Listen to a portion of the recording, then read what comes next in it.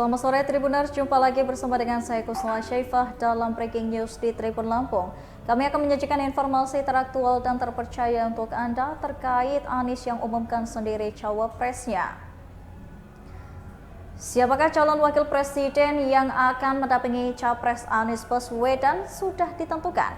Dalam waktu dekat ini, sosok cawapres pilihan Anies Baswedan itu segera diumumkan. Kepala Badan Komunikasi Strategis sekaligus juru bicara DP Partai Demokrat Harzaki Mahendra Putra membocorkan clue-nya.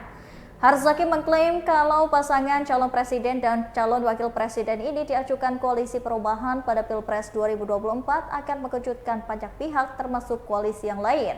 Tak hanya itu, Harzaki juga mengklaim bahwa paslon presiden dan wakil presiden nantinya akan sesuai dengan harapan rakyat. Sebelumnya, Capres Anies Baswedan juga mulai terang-terangan soal sosok cawapres pilihannya. Menurut Anies Baswedan, ia sudah mengantongi nama cawapres dan tinggal diumumkan saja. Cawapres Anies Baswedan ini segera akan diumumkan. Demokrat akan mengejutkan koalisi perubahan.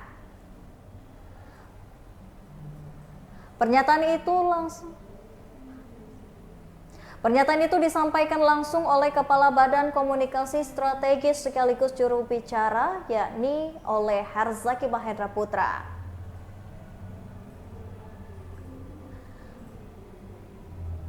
Lebih lanjut, Harzaki juga menegaskan bahwa pasangan yang nantinya diusung oleh pasangan koalisi perubahan akan membawa semangat perubahan dan memperjuangkan perubahan untuk Indonesia. Tak hanya itu, Harzaki juga mengklaim jika paslon presiden dan wakil presiden nantinya akan sesuai dengan pilihan rakyat. Sebab Harzaki menerangkan, Anies sendiri nantinya akan mengumumkan nama cawapresnya. Di sisi lain terkait pengumuman nama cawapres dan capres dari koalisi perubahan, Harzaki kembali mengingatkan jika sudah ada pihak yang mencoba menjegal Anies.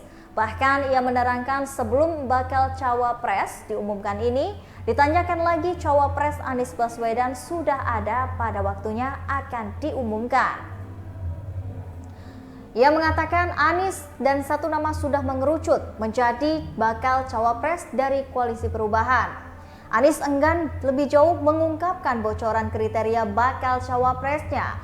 Mantan Gubernur DKI Jakarta itu menyebut pada waktunya nanti akan ia umumkan.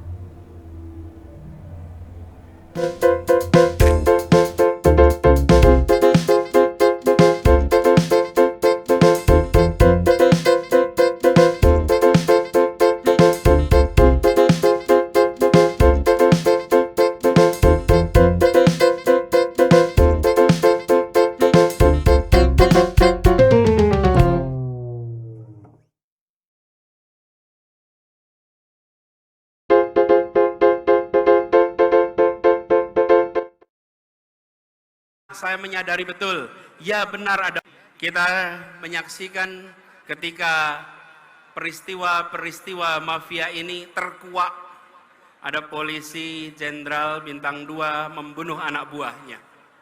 Terbuka, ada yang menyelundupkan narkoba.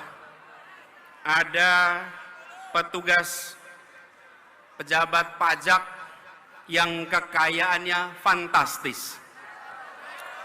Itu sudah merepotkan, membuat seperti Pak Kapolri harus kerja ekstra untuk mengembalikan kepercayaan publik, harus kerja ekstra untuk merawat polisi-polisi baik yang berintegritas yang ada di dalam tubuh kepolisian. Seperti juga di Kementerian Keuangan, Ibu Menteri keliling sana-sini untuk menjaga barisan orang-orang baiknya. Saya pernah di pemerintahan, saya menyadari betul, ya benar ada orang-orang bermasalah, tapi banyak lagi orang-orang yang bisa menegakkan amanah, orang-orang yang berintegritas. Mereka-mereka itulah yang harus dibangkitkan untuk bersama-sama menjaga Republik ini. Bahwa Presiden mengambil sikap untuk bersikap tidak netral dan akan cawe-cawe. Semenjak malam sampai dengan tadi siang, kami banyak sekali menerima ungkapan aspirasi dan kekhawatiran. Cawapres Anies Baswedan mengerucut ke satu nama. Sebelumnya Partai Nasdem mengungkapkan bakal calon presiden atau cawapres pendamping Anies Baswedan sudah mengerucut ke satu nama. Ketua DPP Partai Nasdem Willy Aditya mengatakan bakal ada cawapres itu sudah diputuskan dalam tim 8 Koalisi Perubahan untuk Persatuan atau KPP. Menurut Willy, kedatangan Anies ke Pacitan bertemu dengan Ketua Majelis Tinggi Partai Demokrat Susilo Bambang Yudhoyono dan Ketua Umum Agus Harimurti Yudhoyono atau AHY. Ia juga melaporkan nama cawapres tersebut yang menyebutkan kedatangan Anies ke Nasdem hari ini juga guna menyampaikan cawapres tersebut. Lebih lanjut, Willy menjelaskan pengumuman cawapres Anies paling lambat digelar 16 Juli 2023 mendatang.